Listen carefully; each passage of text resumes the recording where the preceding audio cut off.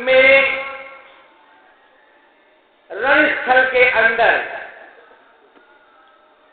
भगवान श्री राम लंकाधिराज रावण का घमासान त्रैलोक के विश्वविख्यात युद्ध शुरू हुआ है और भगवान के तीखे तीखे बाणों से रावण पर प्रहार होने लगा और रावण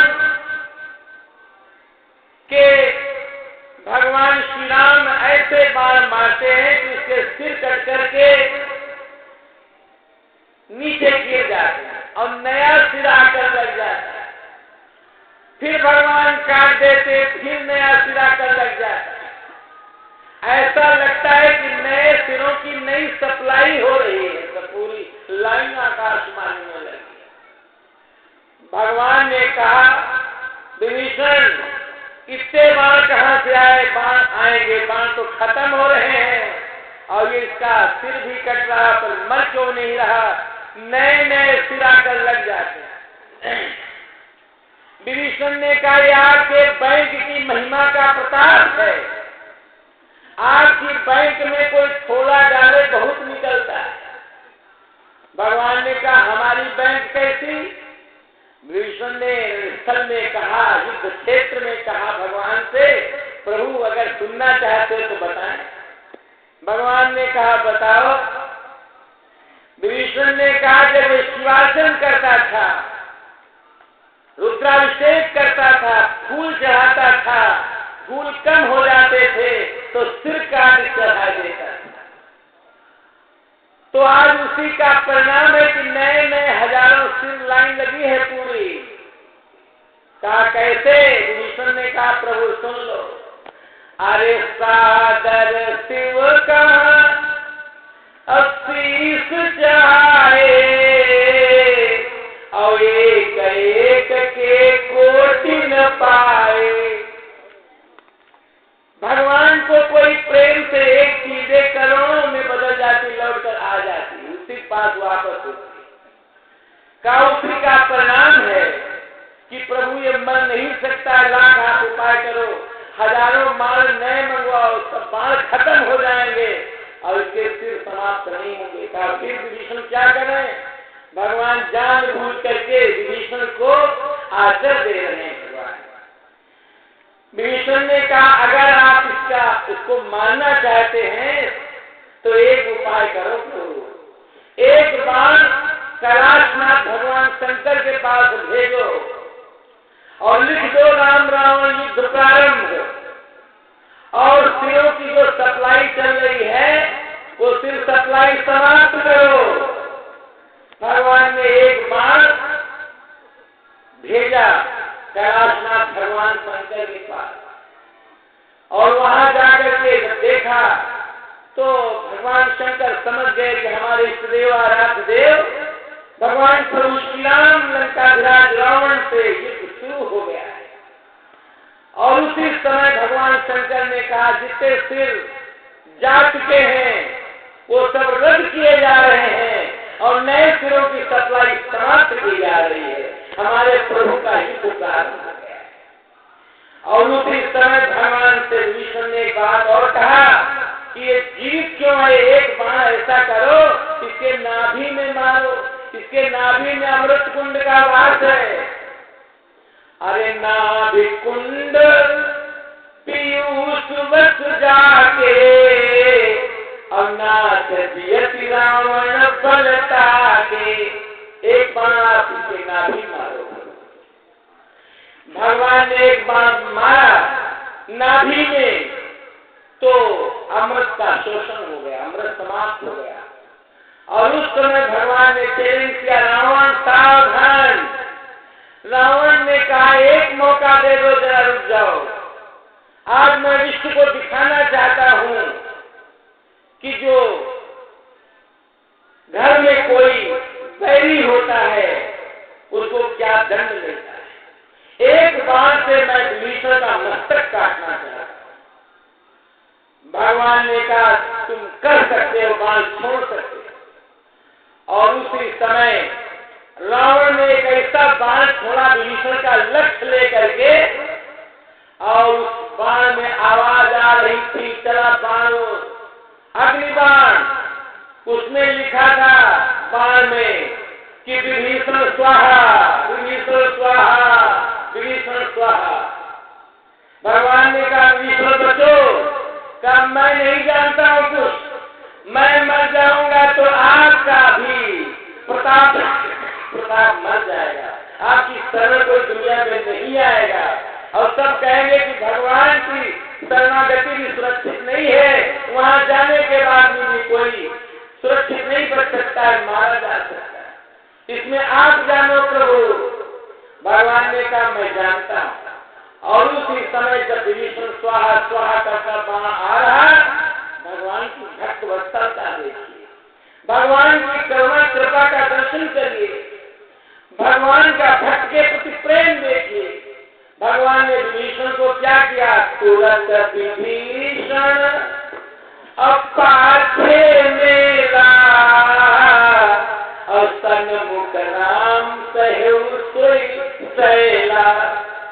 विभीषण चरणों में पड़ा स्थल में, और कहा जब चला था तो मेरे मस्तिष्क में समस्या थी कि मेरा क्या होगा, लेकिन आज इस समस्या का समाधान निकल आया। प्रभु अब मुझे ना तो लंका चाहिए और ना तो पूरे भारत और विश्व के किसी राष्ट्र का साम्राज्य चाहिए, न संपत्ति चाहिए। जैसा व्यास जी अभी बता रहे थे कि न नाक पृष्ठम न पारमेष्टम न सार्वभौमम न साधिपत्यम न योग सिद्धि पुनर्भवम वा समंजसत्वा विरहय कांक्षे। विभीषण ने कहा प्रभु कुछ नहीं चाहिए, यद्यपि प्रथम पहले वासना थी, लेकिन आपका प्रेम जो देखा तो प्रेम की सरिता में वासना का टुकड़ा बन गया। यद्यपि प्रथम अवासना कछु रही, और प्रभु पद प्रीति सरिस सो गई। अब तो नीचे टहल प्रभु अयोध्या में रहूंगा, और नीचे टहल और ग्रह की सब करी हूँ, और पद पंकज बिलो की भव करी हूँ। अब तो आपके चरणों का दर्शन करूंगा और छोटी सेवा करूंगा, और अयोध्या में आपके चरणारविंदों में रहूंगा। भगवान ने कहा वो ठीक है, लेकिन तुम जो वासना लेकर आए थे मेरे शरण में, उस वासना की पूर्ति मैं अवश्य करूंगा। लाओ मैं तुम्हारा तिलक कर दूं, और कुछ दिनों के लिए लंका का सम्राट तुम्हें जरूर बनाऊंगा। और भगवान राघवेंद्र सरकार, सच्चिदानंद अखिल कोटि ब्रह्मांड नायक, परात्पर परब्रह्म परमात्मा भगवान पुरुष श्री राम उसी समय तिलक किया और कहा कि जाओ मैं तिलक करके पुष्प वर्षात करता हूँ। देवताओं को आदेश दिया कि देवताओं स्वर्गलोक के नंदन वन से पुष्पों की बरसात कर दो। अब विभीषण को मैं अपने प्रिय विभीषण को लंका का राज्य दे रहा हूँ, और लंका का राज्य देने के बाद फिर मैं अपने धाम बुलाऊंगा इसको, क्योंकि मेरे यहाँ पर वही जाता है जो मेरा अनन्य भक्त होता है।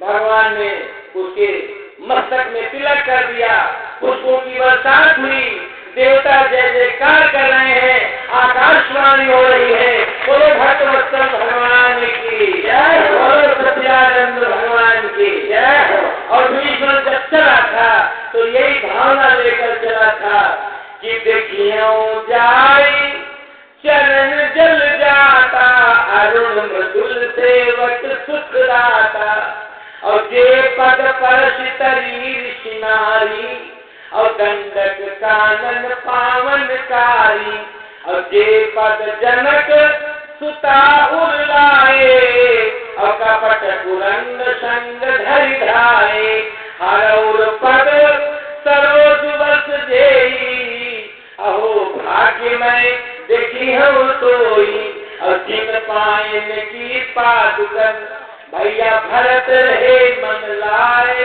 ते पद आज बिलोती हो इन नयन सो जाए।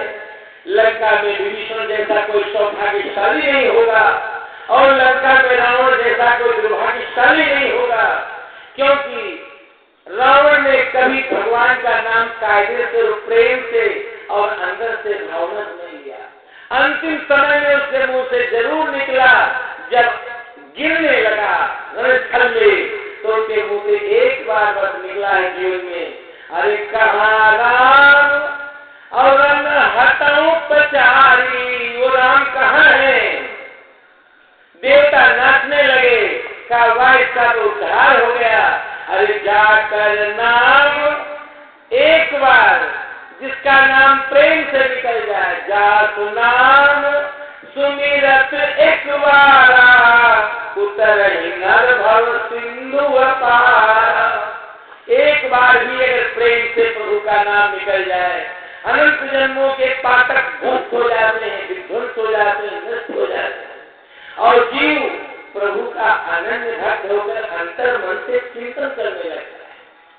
हमारा देश ये नहीं शास्त्रों में लिखते कि तुम कोई काम बहुत दिनों तक करो, अरे प्रेम से अगर थोड़ा भी करते हो, ज्यादा न कर सको, तो यहाँ तक भागवत में कह दिया गया कि एक बार कोई भगवान को साष्टांग लेकर प्रणाम कर ले, इतने मात्र से वो वैकुंठ जाने का अधिकारी हो जाता है, सारे पापों से छूट जाता है।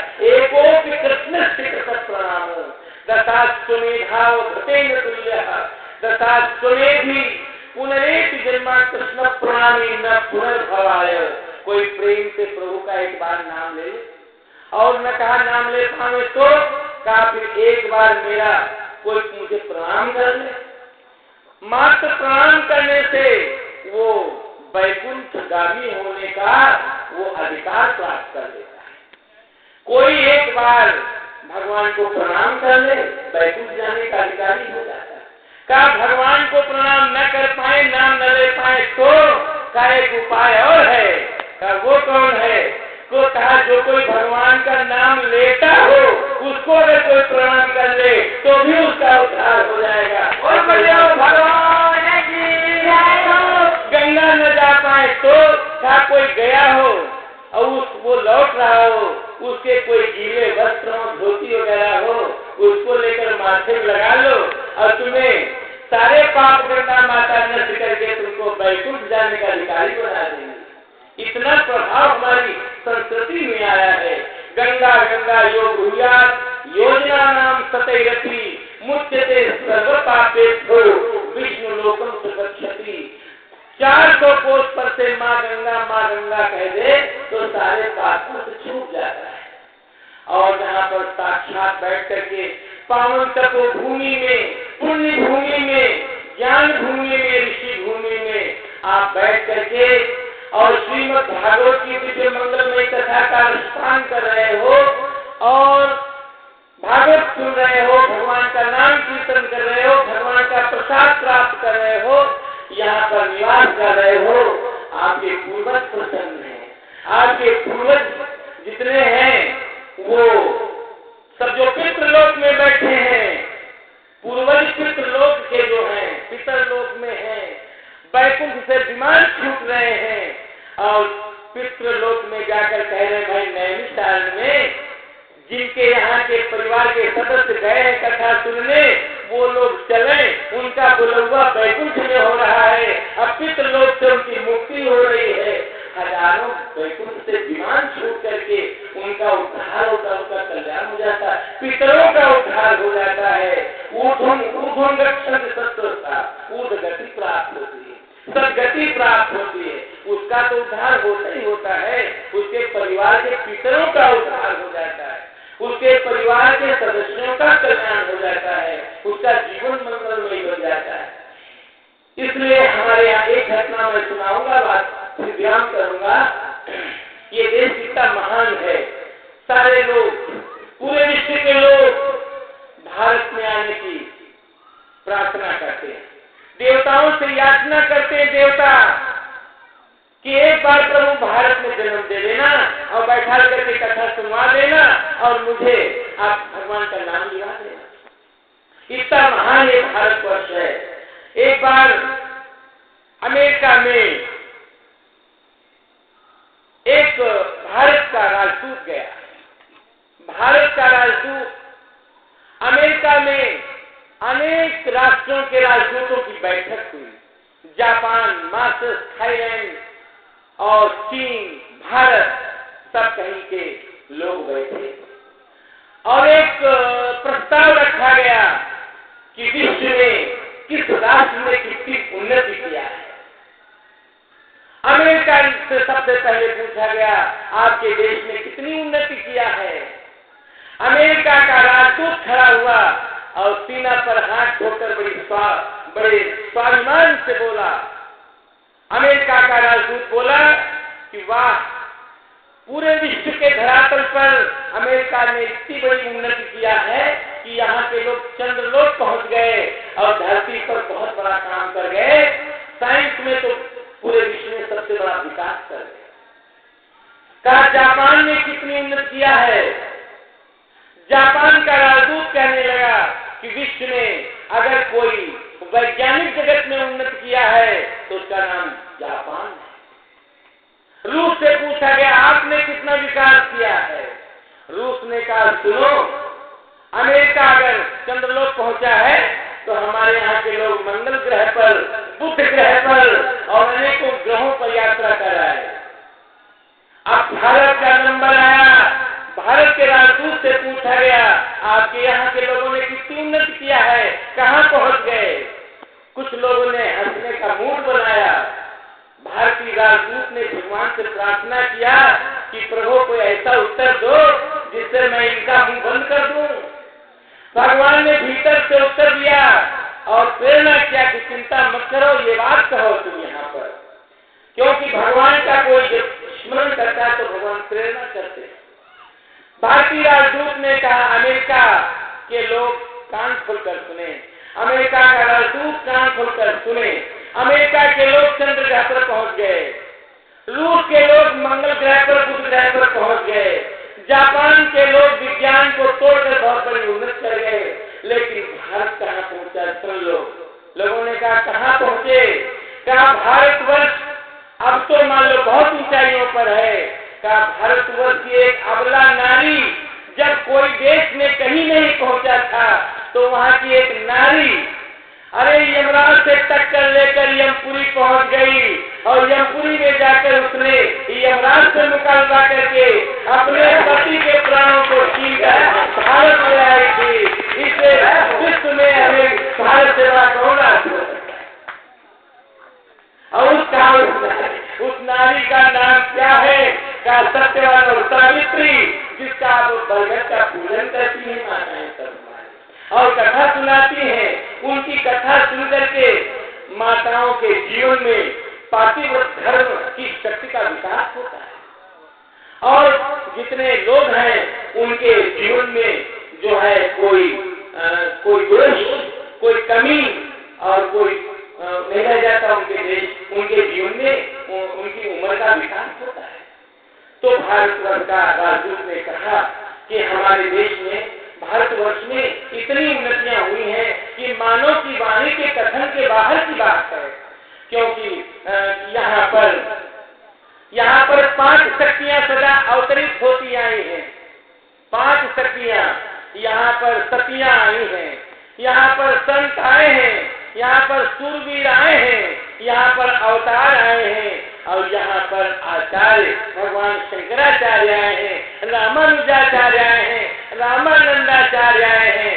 यहाँ की सतियों ने पूरे विश्व पर डंका बजा करके और सतीत्व बल के आधार पर अपने पत्नियों के उम्र को बढ़ा दिया है, सूर्य चंद्र को रोक दिया है, गंगा की धरोधार को रोक दिया है। एक बार यहाँ की नारी और अपने पति के साथ अमेरिका की धरती पर टहल रही थी। एक घटना टहल रही थी, उसने देखा कि अमेरिका की एक नारी, विदेश की नारी एक कब्र के ऊपर ऐसे ऐसे पंखा झल रही है, पंखा। तो भारतवर्ष की देवी ने सोचा, अरे वाह, ये तो पतिव्रता लग रही है, ला उसको प्रणाम करें हम। तो भारतवर्ष की महिला ने, नारी ने, माता ने, देवी ने प्रणाम किया। अमेरिका की उस नारी ने, उस महिला ने, देखो अमेरिका में माताओं को लेडीज कहा जाता है। क्या कहा जाता है? लेडी, और भारतवर्ष में लेडी नहीं देवी कहा जाता है।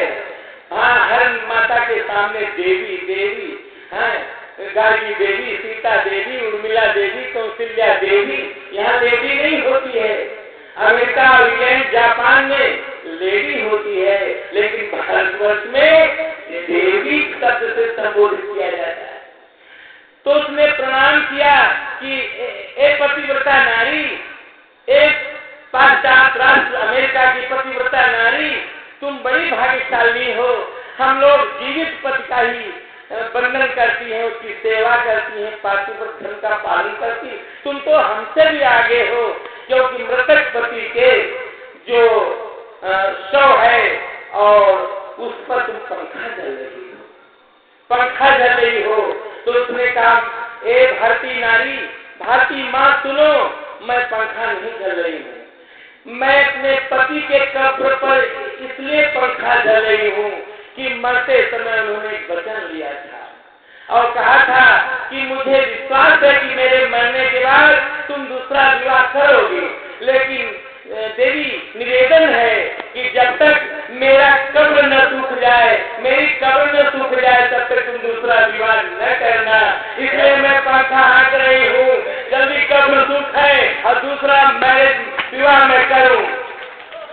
वहाँ के भारतवर्ष उस नारी ने अपने प्रणाम को वापस लिया और कहा, मेरा प्रणाम वापस है, मैं तुम्हें प्रणाम नहीं कर सकती हूँ, क्योंकि मेरा प्रणाम सती को होता है, नारी को होता है, और मेरा प्रणाम पतिव्रता को होता है। और उसी समय वहाँ पर खड़े होकर उसने जयकारा लगाया, बोलो भारत माता की, बोलो श्रीमद् भागवत महापुराण की, बोलो सती अनुसुईया की, बोलो सती नर्मदा की, बोलो सती गार्गी की।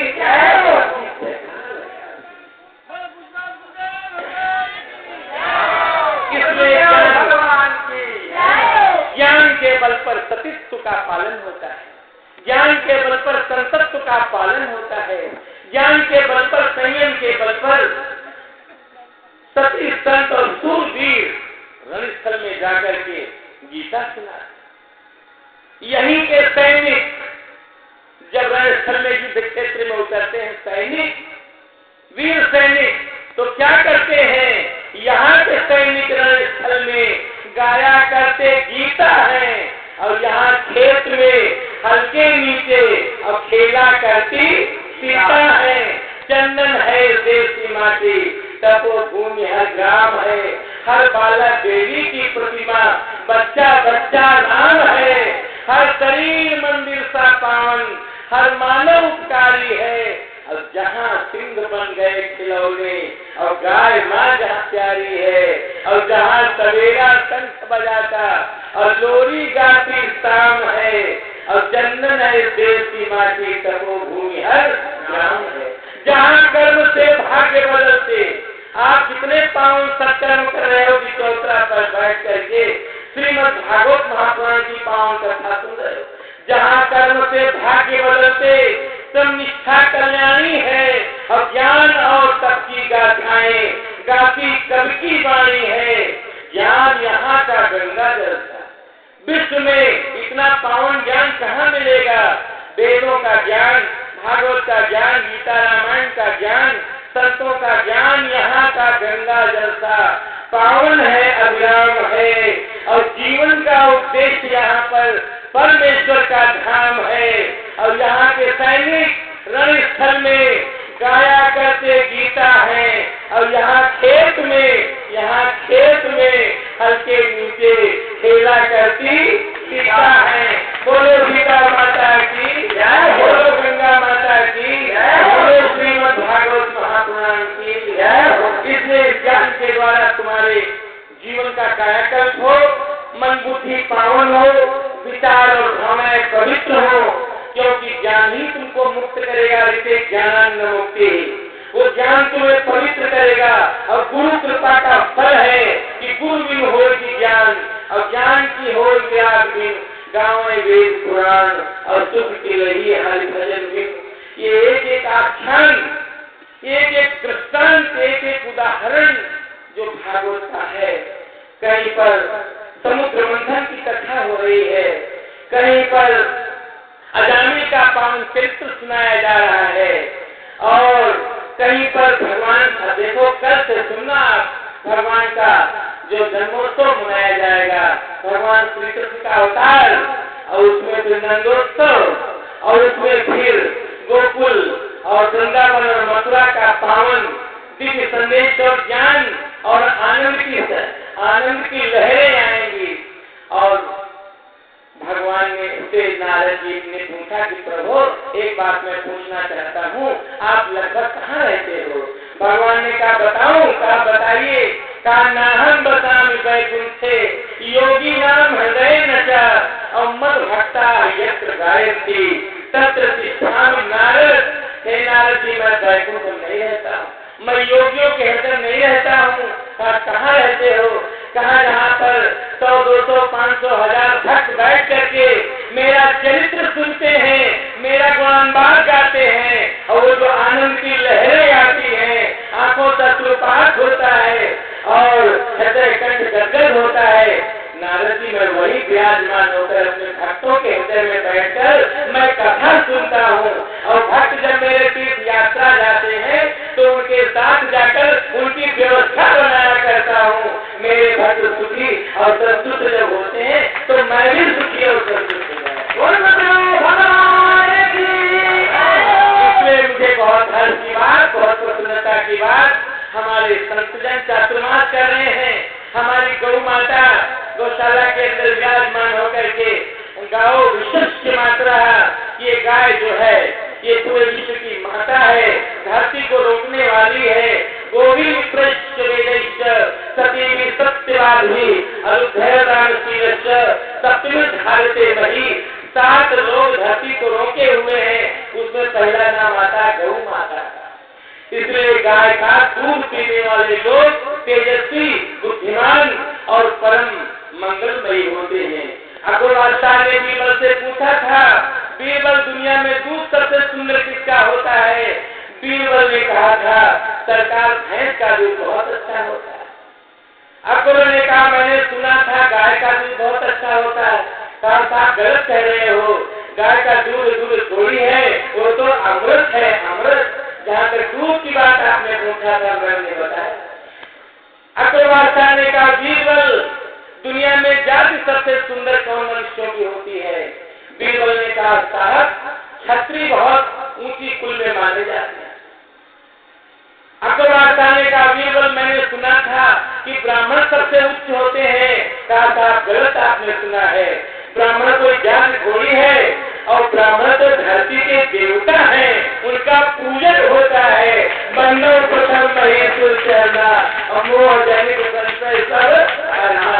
वो महीसुर है, वो भूसुर है, वो तो देवता है।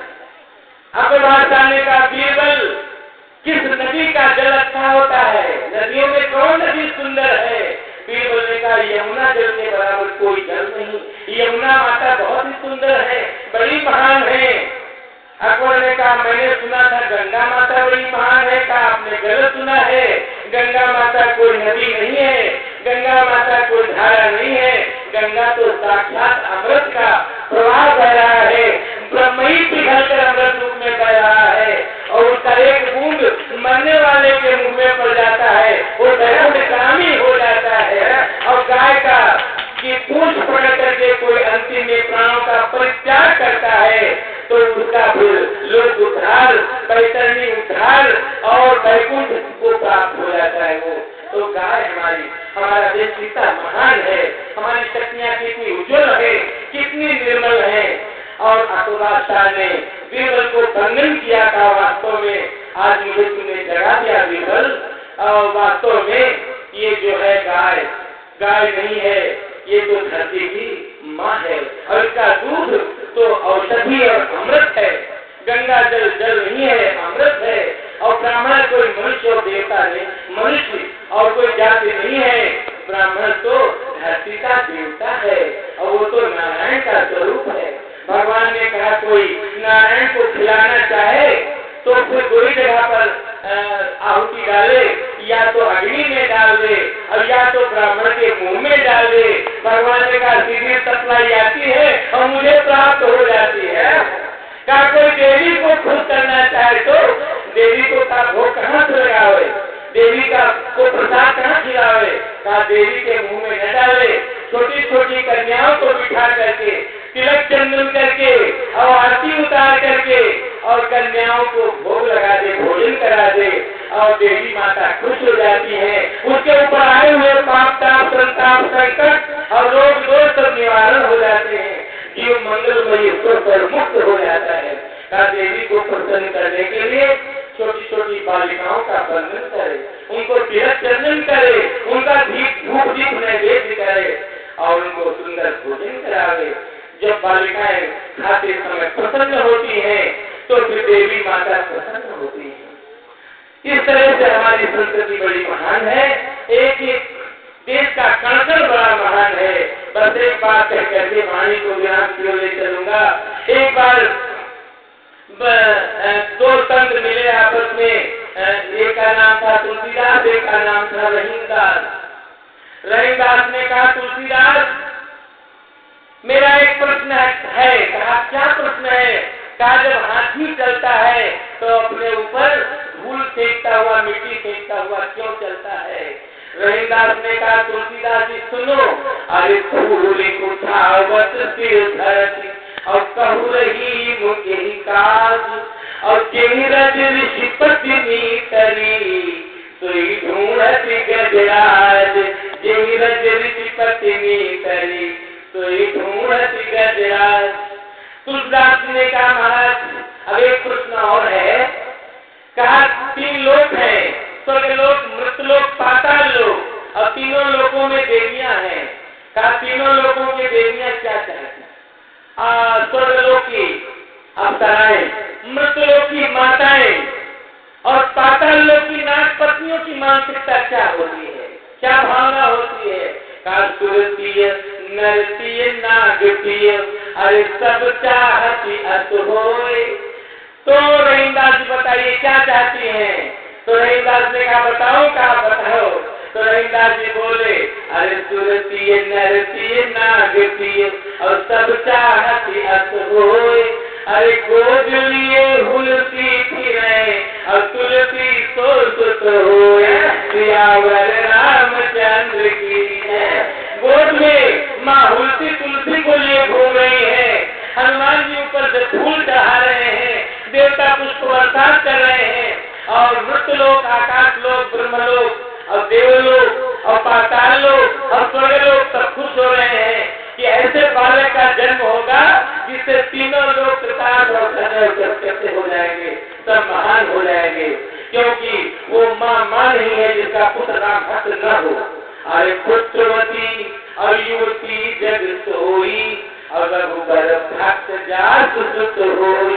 कहा अगर राम भक्त नहीं हुआ है तो गोस्वामी जी ने गाली लिखा, नाराज हो गए और कहा नतर बांध और भली बादी बियानी और राम विमुख सुतते हित हानि। इसलिए उसको बांध लेना चाहिए या बयानी शब्द का प्रयोग कर दिया, नाराज हो गए, गाली दिया उन्होंने। कहा जिसका पुत्र राम भक्त हो, राष्ट्र भक्त हो, संत भक्त हो, गौ भक्त हो और भगवान के नाम का सुमिरन कीर्तन करे तो वो व्यक्ति तीनों लोगों में बंधनीय होता है, मंगल कारक होता है, कल्याण कारक होता है। आप सब लोग उसी लाइन में आते हो, जितने बैठे हो, माताएं, पुरुष, बालक, युवक, वृद्ध, सब तुम्हारी माता, धन्य धन्य माता पिता, धन्य पुत्र वर सोए, तुलसी जो राम भजे और जैसे हो कैसे हो सोए। हाँ, कुलम पवित्रम जननी के साथ वो कुल धन्य है, वो माता धन्य है, वो परिवार धन्य है जिस परिवार में भगवान का भक्त जन्म लेता है। कुलम पवित्रम जननी के साथ वसुंधरा पुण्यवती चेतेन अपार संबित सागर लीनम परे ब्रह्मणि यस्य चेता। जिसका चित्त ब्रह्म में लगा है, भगवत चिंतन करता है, कथा श्रवण करता है, अतिथियों का सम्मान करता है, गौओं का बंधन करता है, भगवान का नाम जप करता है, सवेरे और सांझ संध्या बंधन आरती पूजा करता है और आसन को ग्लास निकालता है, उसके घर में देवता पुष्प वर्षा करके उसका अभिनंदन करते हैं, वंदन करते हैं और देवता परिक्रमा करते हैं घर के उस व्यक्ति की। वो जिधर चलता है उधर मंगल मंगल होता है, कल्याण कल्याण होता है, क्योंकि वो जहाँ बैठता है वहाँ पर वैकुंठ और स्वर्गलोक छा जाता है। यहाँ जितने लोग आते हैं और सबके मुंह से एक ही शब्द निकलता है कि यहाँ पर तो हमको स्वर्ग लगता है। अभी कल दो लोग कह रहे थे, हमने कहा भैया कहाँ से आए हो? कहा मैं बस्ती से आया हूँ और मैं सब जगह घूमता हूँ, इतना अच्छा नहीं लगता है जितना अच्छा हमको यहाँ लगता है, बाहर भीतर सब। हम कहा यहाँ क्या बात तुमको लगती है? कहा यहाँ हमको राम राज्य स्वर्गलोक का दर्शन होता है और मालूम पड़ता है इंसान सब यहीं आकर विराजमान हो गया है। हमने कहा चलो ये भगवान की बड़ी कृपा है, तुम्हारे मस्तिष्क में ललिता माता का वो भक्त थे, सब लोग वो समित के लोग थे, बड़े खुश हो रहे थे, हमें बड़ी प्रसन्नता थी। कहते चलो इसी बहाने से इनको इस स्थान की प्रियता का दर्शन हुआ, इस स्थान के प्रति का प्रेम जागा, तो हम शांति कुटी के स्थान पर से भागवत की कथा सत्संग के रूप में, संतों के रूप में, आगंतुकों और अतिथियों के रूप में सबका अभिनंदन करते हैं और सबका हृदय से स्वागत करते हैं, सम्मान करते हैं, सबका आदर करते हैं, सब कथा सुने, सत्संग करें। और किसी का स्थान नहीं है शांति कुटी, ये तो नैमिष में और पूरे देश में, पूरे विश्व में जितने भक्त और संत हैं ये सबका स्थान है शांति कुटी। सब आवे, कथा सुने, सत्संग करें, प्रसाद लें और जो कुछ भगवान रुका दुखा दिया है उसको पान करके, खा करके, ग्रहण करके आप भगवान का भजन करें और अपना विश्राम करें। और कितना सुंदर रोड पर जब लोग लेटते हैं तो हम उनसे पूछते हैं कि घर पर मसेरी पर लेटते हो, गद्दा पर लेटते हो, गलीचों पर लेटते हो और ये तुम यहाँ रोड पर लेकर तुम्हें कैसा लग रहा है? तो लोग कहते हैं वो गलीचा, वो घर हमें फीके फीके लगते हैं और यहाँ के रोड पर लेटना हमको बड़ा मीठा मीठा लगता है, बड़ा प्यारा प्यारा लगता है। हमको बड़ी खुशी होती कि चलो रोड पर बढ़िया भोजन करते, विश्राम करते और आनंद लेते, बड़ी प्रसन्नता आती कि यहाँ पर एक धरती की रचना से कितना प्रेम है। बोलो सच्चिदानंद